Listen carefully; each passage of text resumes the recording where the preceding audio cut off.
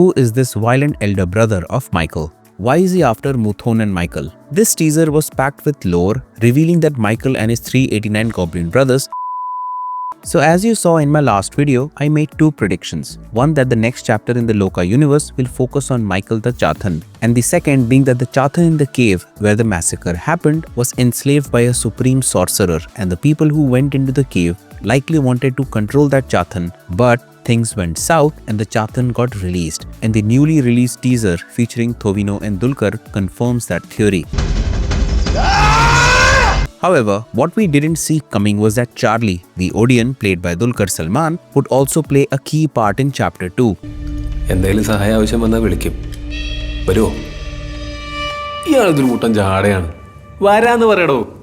The line at the end of the teaser says, "He will come and the goblins will bring him," clearly confirming that build-up. This teaser was packed with lore, revealing that Michael and his 389 goblin brothers are all chronic alcoholics, hinting at a deep, friendly bond between Michael and Charlie, and introducing a terrifying new threat, a violent elder brother who is hunting both Michael and Moothon.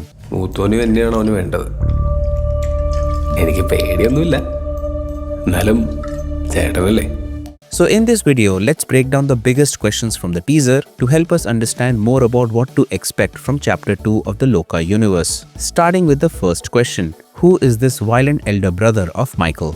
As covered in the previous video, the backstory of the 390 Chathans goes back to the colossal battle between Lord Vishnumaya, the son of Lord Shiva, and the demon king Bringasuran.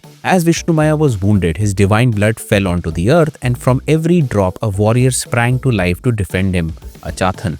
400 were born, but 10 sacrificed themselves to save their master before Lord Vishnumaya defeated Bringasuran. This left 390 Chathans, 390 brothers including Michael, who became the eternal protectors of the land. So my first most obvious question was, does a list of the 390 names exist somewhere in the Kerala folklore? And the answer I found was no. There is no definitive list. In the old stories, the Chathans are treated as a collective force, a divine army. But just because there is no master list doesn't mean they are all nameless. In fact, Kerala's folklore is filled with stories of powerful individual Chathans who have their own distinct identities, such as Parakakutty Chathan or Chekutty Chathan, who were revered as the ultimate guardians by the families that worship them. Then you have Chathans who are tied to specific places, such as Illimala Chathan, a guardian of the Illimala hill. And this idea of a named Chathan is something many of us grew up with. Think about the classic 1982 film My Dear Kutty Chathan. The main character, the friendly spirit, is literally named Kutty Chathan. So what this tells us is that while they are a brotherhood of 390, each Chathan has the potential for a unique personality,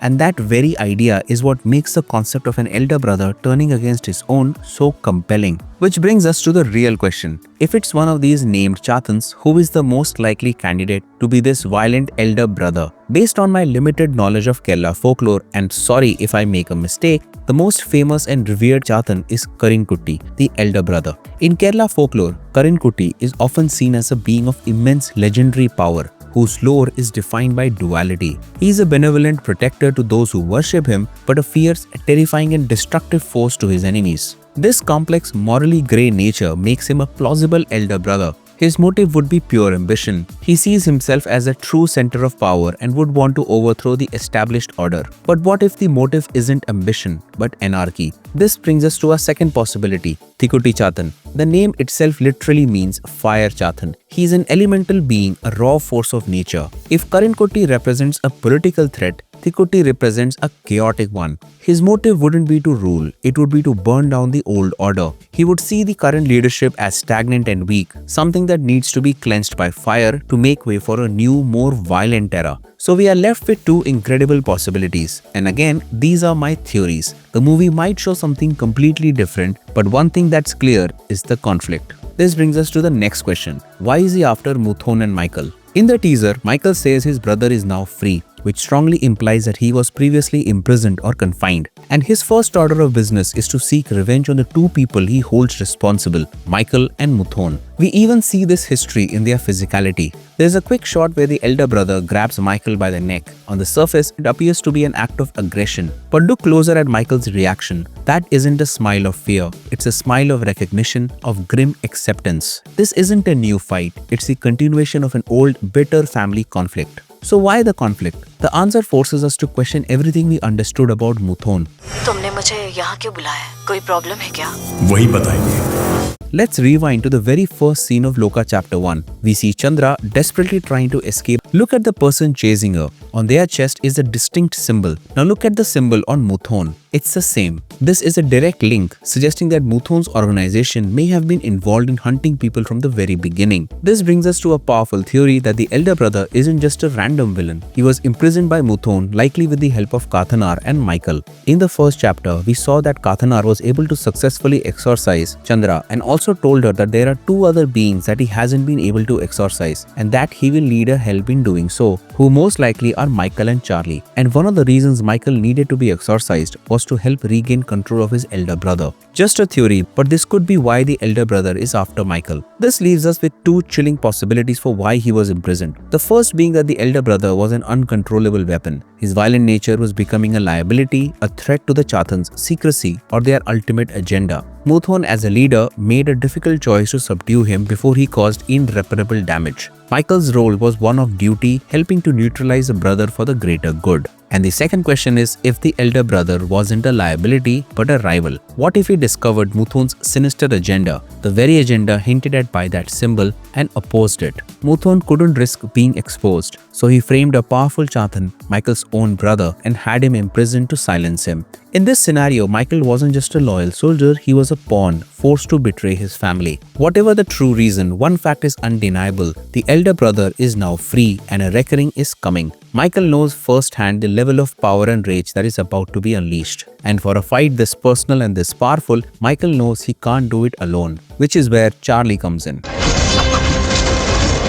But before we try to decode why Michael would need Charlie's help, let's first understand what Charlie is. He's an Odiyan, another powerful and feared being from Kerala Folklore. An Odiyan is a master of disguise, a shapeshifter, but with a terrifying twist rooted in dark ancient magic.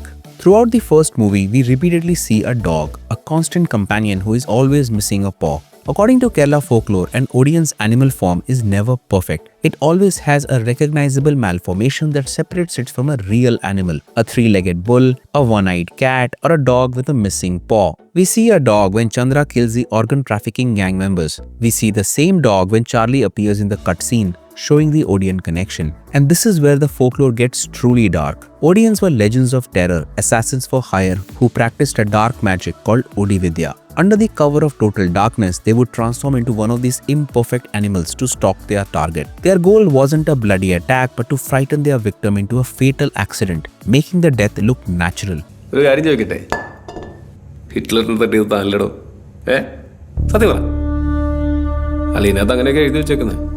were the perfect supernatural hitmen. All this forces us to re-examine everything about Charlie, the perfect disguise for someone who can literally become anything. In the Great War to come, Charlie could likely be the spy who can walk among the enemy unnoticed and be the perfect weapon to be deployed when necessary. And if the makers plan to explore this, then the assassin-spy angle could be why Michael would need Charlie's help at some point.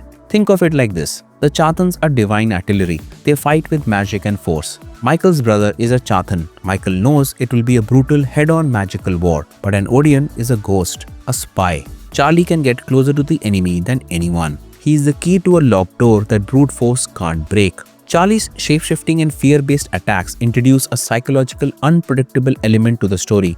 And as you see in the final scene, Chapter 2 will feature a lot more Chathans and a lot more Odiyans. And amidst all this, Michael isn't looking for another soldier for his army. He's looking for a friend, one who gleefully enjoys a drink with him. Chapter 2 is shaping up to be yet another epic story in the making, and one has to give credit to the makers for how masterfully they are building the hype about the universe. Let's hope the next chapter comes soon. What are your opinions and expectations of the LOKAH universe? Let me know in the comments below. If you found this video insightful, then please check out a video about which actor should play the role of Kali in the Virus Spy universe right here.